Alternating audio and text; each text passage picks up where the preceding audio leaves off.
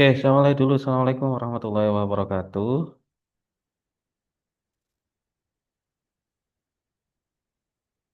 Waalaikumsalam warahmatullahi Wassalamualaikum wabarakatuh. warahmatullahi wabarakatuh. Oke, yang tadi, oke, untuk pertanyaannya katanya sudah selesai.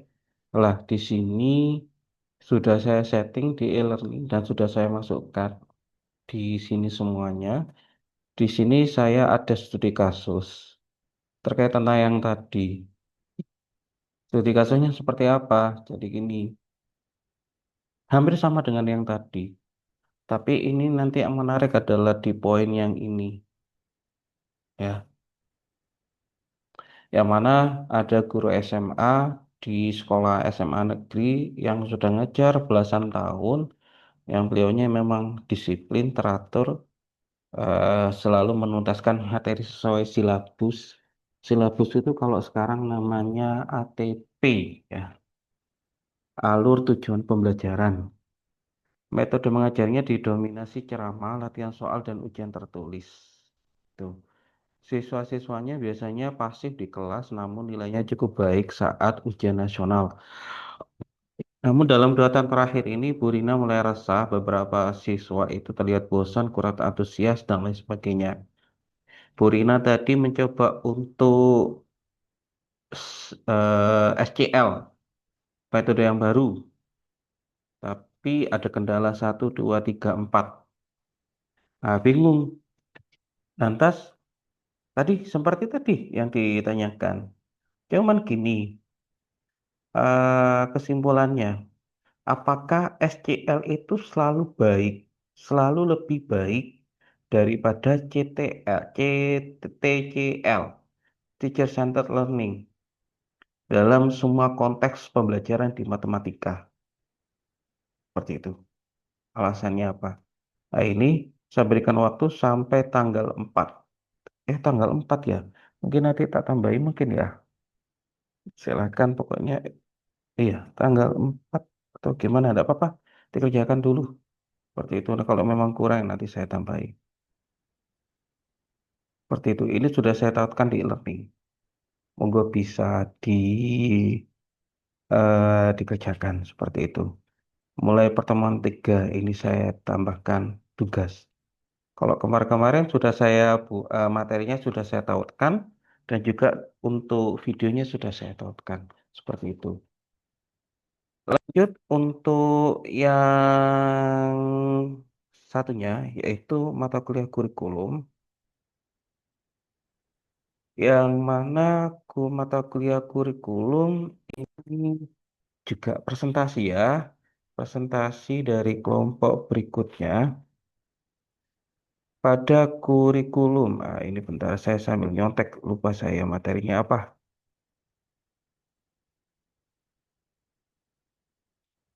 Di ini, oh ini, materinya adalah kurikulum dan tujuan pendidikan nasional ya, kalau tidak salah ya.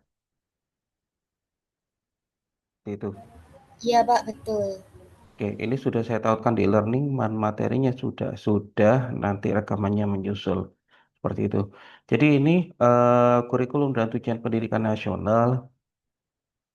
Apa sih urgensinya kurikulum kok berubah-berubah, kemudian kenapa kok harus ada kurikulum, dan kenapa kok bisa dikaitkan dengan tujuan pendidikan nasional?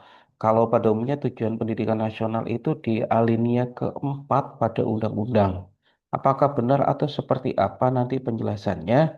Monggo di sini nanti akan disampaikan oleh teman-temannya materi terkait tentang kurikulum dan tujuan pendidikan nasional.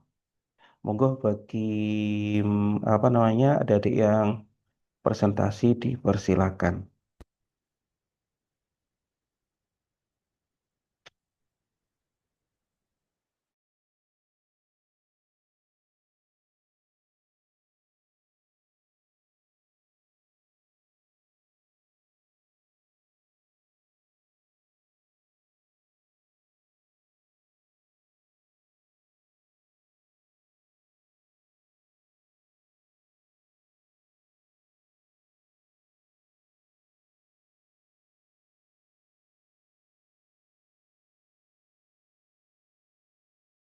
Itu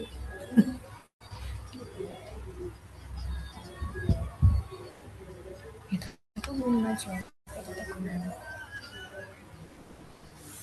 Apa apakah apakah sudah terlihat? Masih belum. Belum. Masih belum. Sih. Aku Wow. belum. Biasanya lo muncul nang iku. Iya. Nang apa? Nang ikonnya semua. Stop sharing sih coba. Wis mana? Iya kan? Iya. Iki sih coba. Iya kayak. Emang betul ya? Tahu Ini window malah kan? aku window. Window kan? Iya. Oh iya. Oh iya.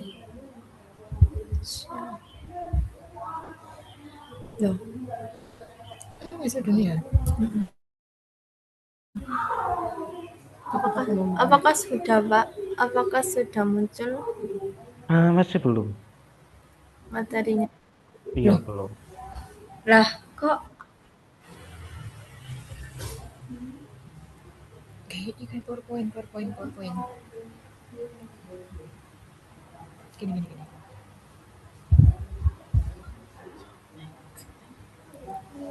biasanya iso loh. Tunggu dulu. Ini. Oke. Mana? Tuh. Nah.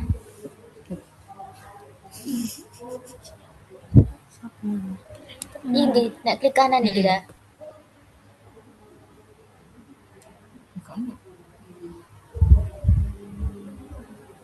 Kok kawan open nih ya? Gini. Soalnya kalian aja bagi layar, Rek. Nah, gini. Tapi di gede. Si. Kayak yang sing aneh deh. Iki yang. Iki aja di sini.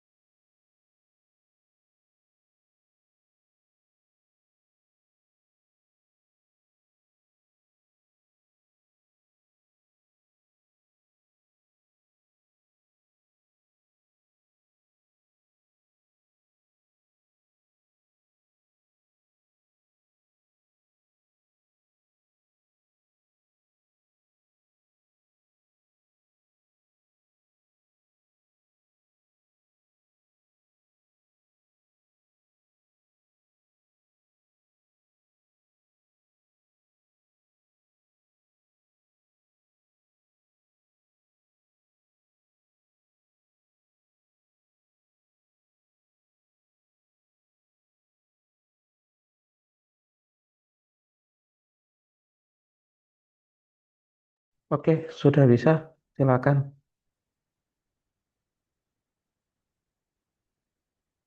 Tidak berhasil.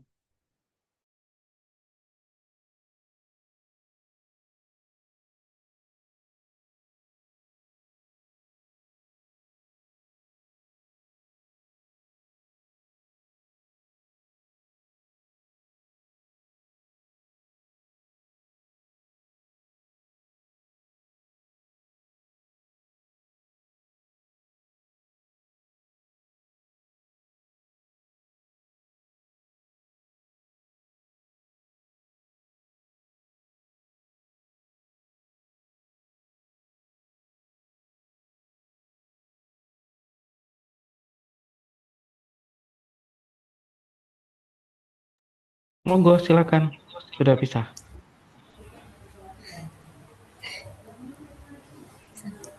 Apa itu? Silakan, sudah bisa.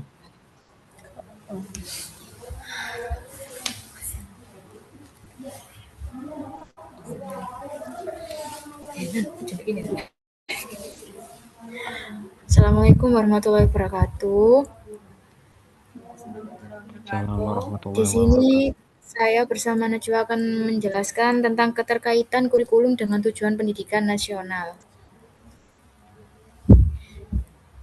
Konsep dasar kurikulum. Konsep kurikulum berkembang seiring dengan perkembangan zaman dan teori pendidikan. Menurut pandangan lama, kurikulum merupakan kumpulan mata pelajaran yang harus disampaikan oleh guru dan dipelajari oleh siswa.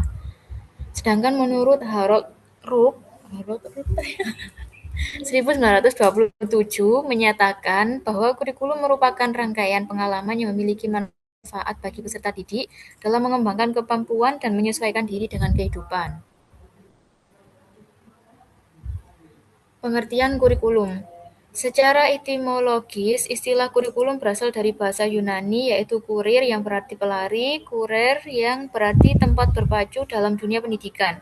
Kurikulum diartikan sebagai sejumlah mata pelajaran yang harus ditempuh oleh siswa dari awal hingga akhir program pendidikan. Menurut Undang-Undang Nomor 20 Tahun 2003, kurikulum adalah seperangkat rencana dan pengaturan mengenai tujuan, isi, bahan pelajaran, serta cara yang digunakan sebagai pedoman penyelenggaraan pembelajaran. Hubungan kurikulum dengan tujuan pendidikan nasional. Yang pertama, tujuan pendidikan nasional sebagai dasar atau arah utama pendidikan di Indonesia. Yang kedua, standar kompetensi lulusan atau SKL, yaitu kompetensi yang harus dimiliki peserta didik setelah menyelesaikan jenjang pendidikan. Yang ketiga, kurikulum satuan pendidikan, yaitu pengembangan kurikulum oleh sekolah yang disesuaikan dengan kebutuhan peserta didik. Tujuan pendidikan nasional berlandaskan Pancasila. Yang pertama, memperkuat nilai-nilai keimanan bagi peserta didik. Yang kedua, membentuk jiwa kemanusiaan dan memahami hak dan kewajiban diri sendiri dan orang lain. Yang ketiga, menumbuhkan rasa persatuan antar peserta didik. 4. Menjadikan setiap orang lebih demokratis dan kritis dalam penyelesaian masalah negara. 5. Menciptakan bibit yang mampu memberikan keadilan sosial. Komponennya ya. Fungsi kurikulum dalam sistem pendidikan. Yang pertama, sebagai bahan untuk mencapai tujuan dan mengejar cita-cita manusia berdasarkan tujuan yang telah ditetapkan.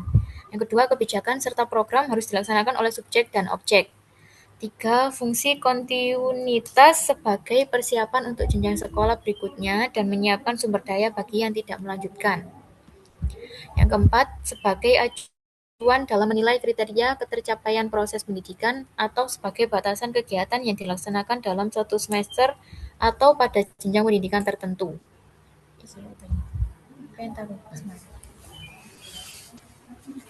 Selanjutnya yaitu fungsi kurikulum menurut Alexander Inglis. 1. Fungsi penyesuaian sebagai alat pendidikan sehingga individu bersifat well adjusted.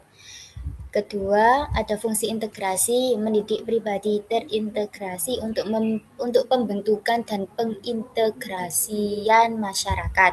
Yang ketiga, ada fungsi diferensiasi, memberikan pelayanan terhadap perbedaan di antara setiap orang di masyarakat. Yang keempat, yaitu fungsi persiapan, mempersiapkan siswa agar mampu melanjutkan studi lebih lanjut. Yang kelima, ada fungsi pemilihan, memberikan kesempatan bagi seseorang untuk memilih apa yang diinginkan dan menarik minatnya. Yang keenam, yaitu fungsi diagnostik, membantu dan mengarahkan siswa untuk memahami dan menerima dirinya, serta diharapkan siswa dapat memperbaiki kelemahan dengan mengembangkan kekuatannya.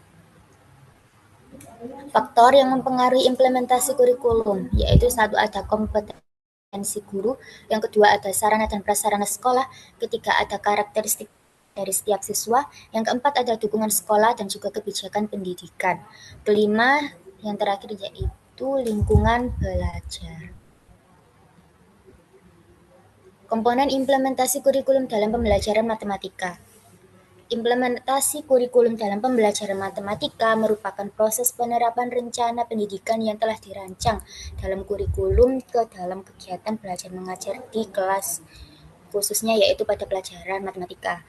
Menurut Omar Hamalik, implementasi kurikulum merupakan proses penerapan ide, konsep dan kebijakan kurikulum dalam aktivitas pembelajaran yang dilakukan oleh guru dan peserta didik.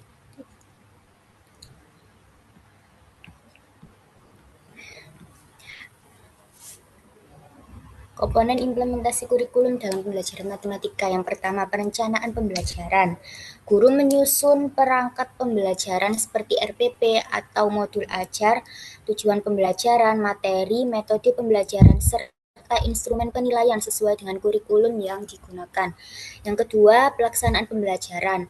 Proses pembelajaran dilaksanakan dengan menggunakan strategi atau model pembelajaran yang sesuai, seperti pelajaran berbasis proyek, kontekstual, dan pembelajaran berbasis masalah.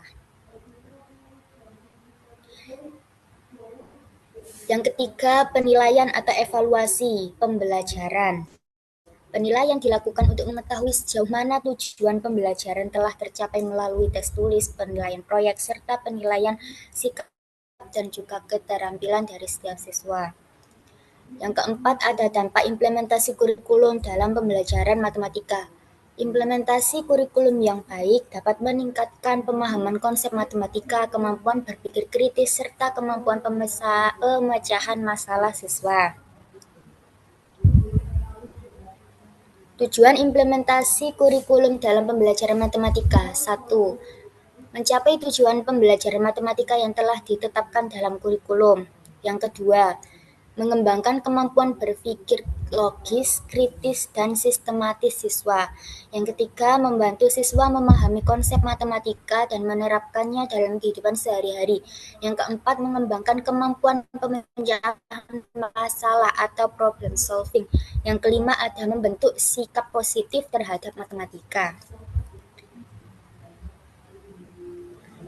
Baik, sebelum masuk pada kesimpulan, monggo yang ingin bertanya, sesi diskusi kami buka.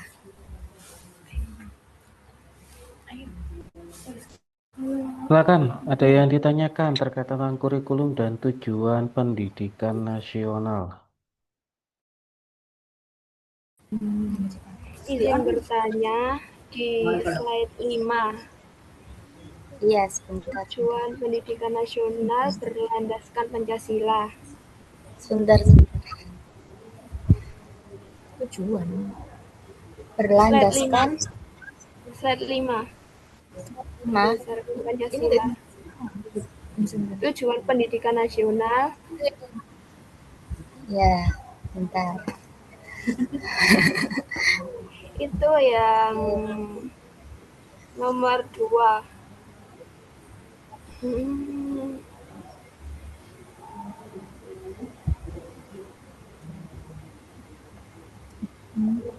Nomor 4.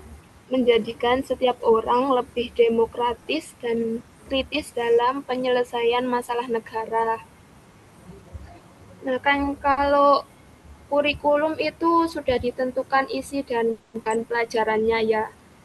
Terus kan siswa itu benar-benar bisa berpikir kritis atau siswa itu cuma dilatih untuk berpikir kritis dari batasan kurikulum tadi. Kan kurikulumnya itu ditentukan oleh pemerintahan. Jadi siswa itu bisa berpikir kritis dari diri mereka sendiri atau sudah ditentukan oleh pemerintahan. Maksudnya kurikulum sudah ditentukan dari kurikulum tersebut.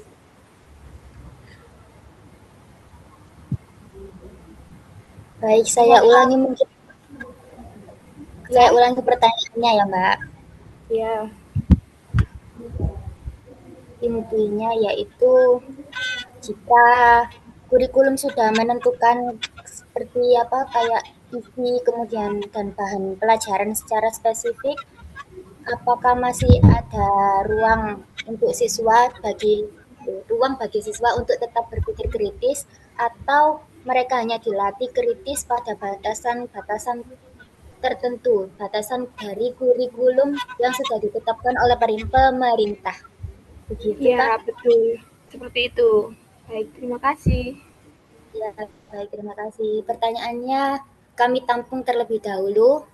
Untuk barangkali ada yang bertanya lagi, monggo. Saya mau bertanya, Mbak Najwa. Monggo silakan. Jika kurikulum itu berfungsi untuk pedoman mencapai suatu tujuan pendidikan, gimana guru bisa tetap berinovasi dalam pembelajaran tanpa harus keluar dari kurikulum yang telah ditetapkan? Bagaimana?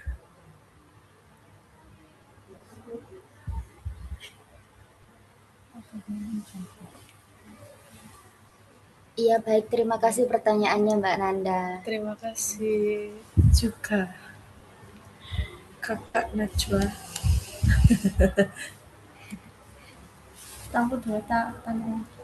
Sirek. Oke.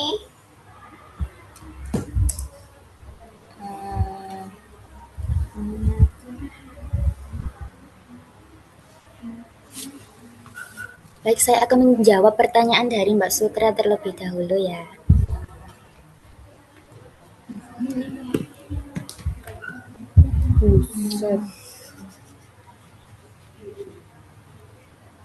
Jika kurikulum itu sudah menentukan seperti isi, kemudian dan bahan pelajaran secara spesifik, apakah masih ada ruang bagi siswa untuk benar-benar berpikir kritis atau mereka hanya dilatih untuk berpikir kritis pada batasan yang sudah ditentukan oleh kurikulum yang ditentukan oleh pemerintah tersebut. Jadi, salah satu tujuan adanya kurikulum itu kan adalah membantu guru dalam menyusun seperti rancangan pembelajaran yang akan nantinya itu diajarkan kepada siswa. Jika kurikulum itu memang sudah menentukan seperti isi, kemudian bahan pelajaran yang memang sudah secara spesifik, bukan berarti bahwasanya siswa itu hanya dilatih dalam berpikir kritis pada batasan pemerintah atau dalam batasan kurikulum yang sudah ditetapkan oleh pemerintah tersebut. Justru dengan adanya kurikulum itu dapat dijadikan sebagai alat untuk menjembatani proses berpikir kritis siswa agar lebih terarah. Jadi pemikiran siswa itu lebih diarahkan agar berpikir kritis. Ada pengarahan. Dan siswa itu masih memiliki ruang untuk berpikir kritis, malah lebih dapat berpikir kritis itu lebih luas lagi. Kan seperti yang kita ketahui bahwasanya adanya beda pemerintahan juga beda kebijakan yang dibuat. Begitu juga dengan kurikulum. Setiap adanya perubahan kebijakan kurikulum yang baru, pasti kebijakan kurikulum baru tersebut itu diambil berdasarkan data, kemudian perkembangan zaman, serta teori-teori pendidikan, bahkan juga penelitian atau evaluasi dari kurikulum yang sebelumnya.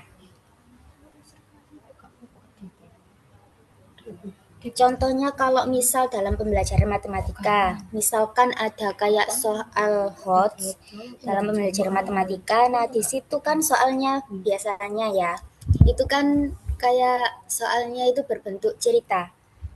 Nah, di dalam soal yang berbentuk cerita itu, pastikan siswa itu dihadapkan untuk berpikir lebih kritis dari data-data yang ada di soal tersebut. Nanti itu akan dijadikan satu dengan konsep-konsep yang sudah dimiliki oleh siswa.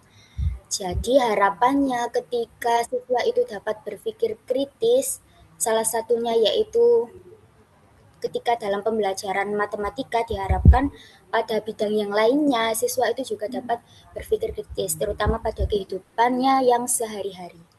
Kurang lebih seperti itu. Bagaimana Mbak Sutra? Jika ada atau ingin menambahkan? Jadi kurikulum itu alatnya ya, bukan seperti mendoktrin siswa harus berpikir seperti apa. Cuma sebagai jembatan saja ya kurikulum itu. Ya, kurikulum itu dijadikan sebagai jembatan agar cara berpikir siswa itu lebih terarah begitu. Baik Mbak Najwa, terima kasih penjelasannya. Ya, sama-sama. Mungkin dari Pak Ferry ada tambahan atau ada sanggahan? Dari teman-teman dulu. Nanti saya overall ya. Baik. Di bagian belakang. Monggo silakan yang lainnya. Gimana teman-teman? pemahaman.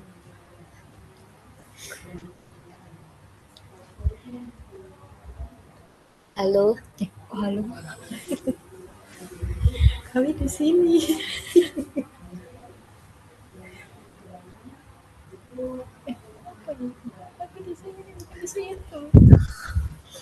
Jika tidak ada, mungkin kami akan menjawab pertanyaan yang kedua dari Mbak Nanda. Monggo, Mbak Selin. Ya, Mbak. Nanti keseluruhan.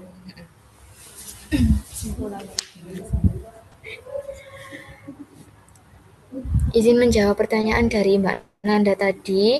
Pertanyaannya itu kan, jika kurikulum berfungsi sebagai pedoman mencapai suatu tujuan pendidikan, bagaimana guru dapat tetap berinovasi dalam pembelajaran tanpa keluar dari kurikulum yang telah diterapkan?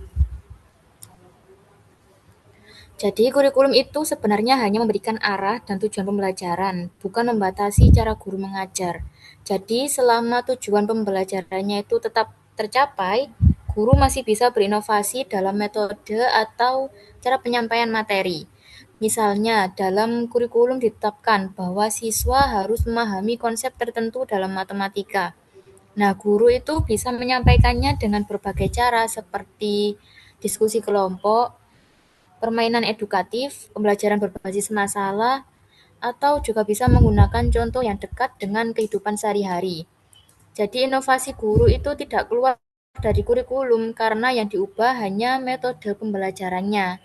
Sedangkan tujuan dan kompetensi yang ingin dicapai itu tetap mengikuti kurikulum. Jadi garis besarnya itu kurikulum itu seperti peta tujuan, sedangkan cara untuk sampai ke tujuan itu guru masih punya banyak cara pemilihan metode yang bisa dibuat lebih kreatif. Jadi seperti itu Kak Nanda. Jadi kesimpulannya tuh kayak kurikulum itu cuma memberi arah dan tujuan pelajaran, sedangkan guru itu mempunyai kebebasan untuk berinovasi gitu ya. Ya, ya benar. Baik. Terima kasih Ya, Kakak Selin. sama-sama. Ina mau tanya Ina. Gimana Mbak Ina? Mau tanya, izin bertanya ya. Di Monggo. slide 13.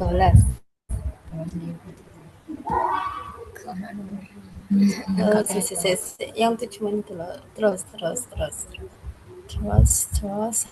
Ya, Nah, di sini kan yang poin 3 itu ada tujuan implementasi kurikulum dalam pembelajaran matematika membantu siswa itu memahami konsep matematika dan menerapkannya dalam kehidupan sehari-hari.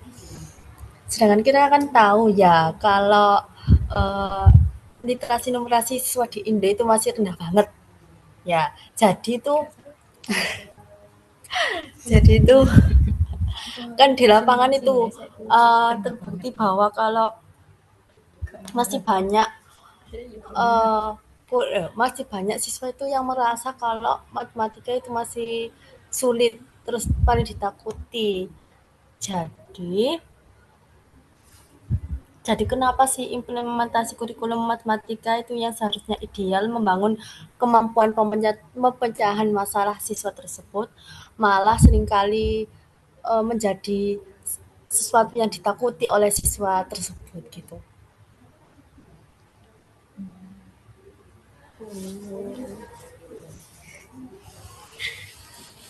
Oke.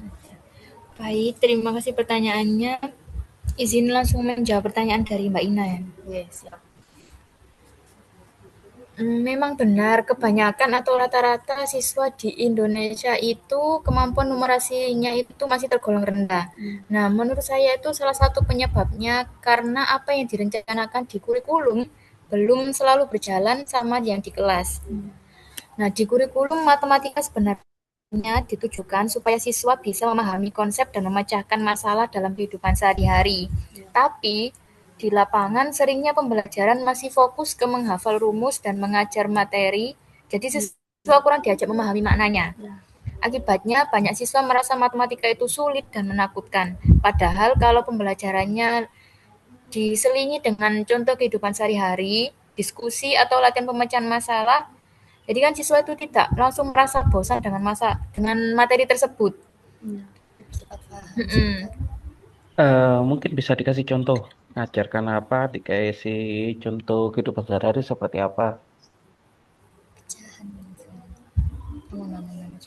Ya, apa gitu. Kebutuhan sehari-hari. Menghitung diskon juga bisa. Oh iya. Yang harus Seperti materi aritmatika sosial. Kayak semisal menghitung diskon baju. Nanti kan kalau di mall kan kebanyakan itu ada diskon 35%, diskon berapa persen. Jadi kan siswa itu merasa, oh ya ini saya belajar materi aritmatika sosial itu ada gunanya juga. Jadi begitu, Pak.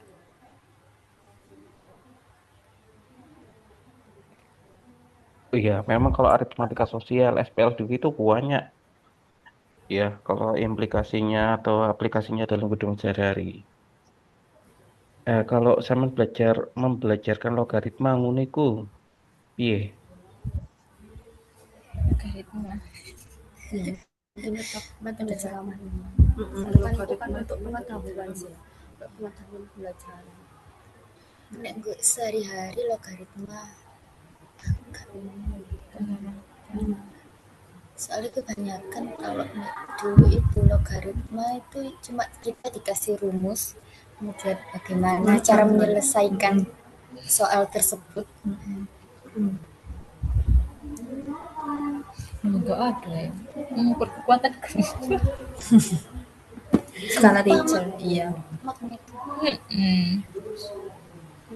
Teknologi dan komputer. Enggak bisa aja yang di kehidupan sehari-hari. Ini mah membantu teknologi manusia, pengetahuan manusia. Gawe apa itu jenenge bangunan itu gawe logaritma enggak? Enggak, Hah? enggak trigono. Oh iya, trigono. Ya enggak harus sing matematikane, iku lebih ke nang fisikane gak sih? Fisika iso, nang lari nang kimia ya iso. Kan logaritma gak dipakai nang matematika tok. Cuma kan matematika kan kayak iya. konsep dasar ngono gak sih? Menghitung pH suatu larutan. Heeh, itu ya ya, heeh. Menghitung pH suatu larutan. Jadi matematika itu kayak menjadi konsep dasar dari semua mata heeh. pelajaran. Kan bisa lanjut ke misalnya fisika, kimia, dan lain sebagainya. Kalau di kimia sendiri mungkin seperti menghitung kayak seperti pH larutan kayak asam basa begitu, Pak. Itu ada logaritmanya. Iya. Walaupun tidak yang kompleks seperti yang di matematika, tapi ada logaritmanya di situ. Oke, silakan. Bagus itu. Jadi bisa kalau kita bisa multidisiplin, artinya tidak hanya pada matematika, implementasinya atau aplikasinya. Salah satunya kalau logaritma itu bisa di larutan ya, atau di asam basa itu kan ada log-lognya itu, seperti itu. Iya, Dan masih banyak lagi. Tujuannya apa? Iya, Pak. Tujuannya yaitu untuk mempersingkat. Kalau misalkan 1 juta, kalau di logaritma itu atau jadi perpangkatan jadi 10 pangkat 6 atau jadi 6 saja kalau di Iya. logam seperti itu. Itu untuk mempersingkat. Jadi banyak sekali, sebenarnya banyak kalau kita mau membaca itu saja. Secara keseluruhan begini, kalau dari saya, tadi itu di judulnya kaitannya dengan tujuan pendidikan nasional. Ekspektasi saya adalah ada semacam dikaitkan dengan Pancasila kah, atau sila keberapa kah, ataukah mungkin undang-undang seperti apakah kok tiba-tiba ujuk-ujuk itu yang ini, gitu loh. Ya, karena kan ngomongnya tujuan pendidikan nasional. Nah, tujuan pendidikan nasional yang mana, kemudian kurikulumnya yang mana, ada enggak?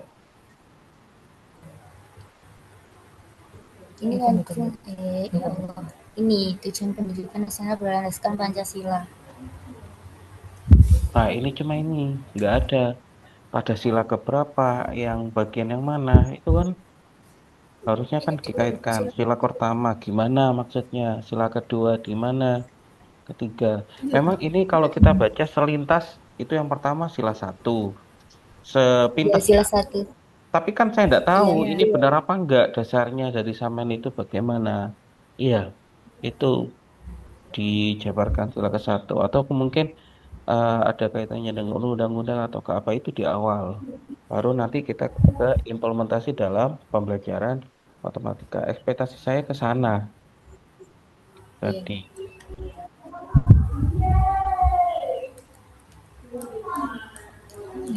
Itu sih kalau saya. Kalau Iya, ada Mbak. ini gimana? Dapat materinya ini dari mana?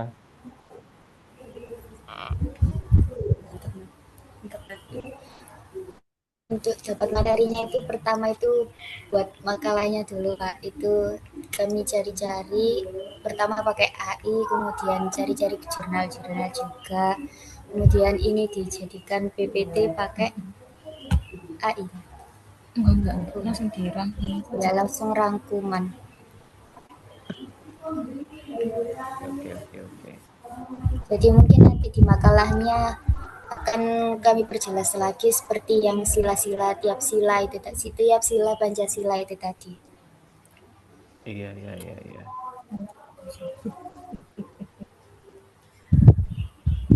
Oke.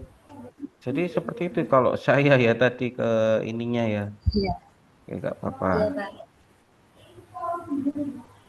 Next ini diperhatikan lagi.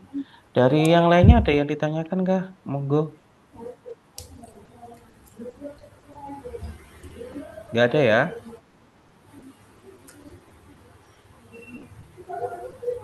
Oke.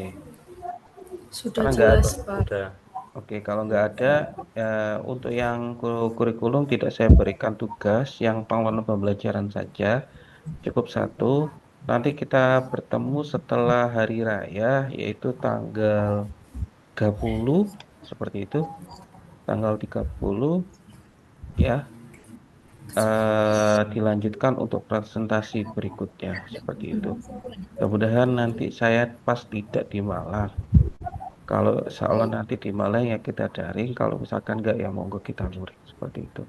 Mungkin itu dari saya, kalau tidak ada yang ditanyakan, terima kasih atas kerjasamanya. Kita akhiri dulu, mudah-mudahan diberikan kemudahan untuk menjalankan ibadah puasanya dan mohon maaf lahir batin. Amin. Terima kasih. Amin. Mohon Mohon maaf maaf, lahir Pak. batin. Ya, sama-sama. Assalamualaikum warahmatullahi wabarakatuh. Waalaikumsalam Waalaikumsalam warahmatullahi Waalaikumsalam wabarakatuh. warahmatullahi wabarakatuh. wabarakatuh. Ya, Terima kasih, sama-sama. Pak. Ya.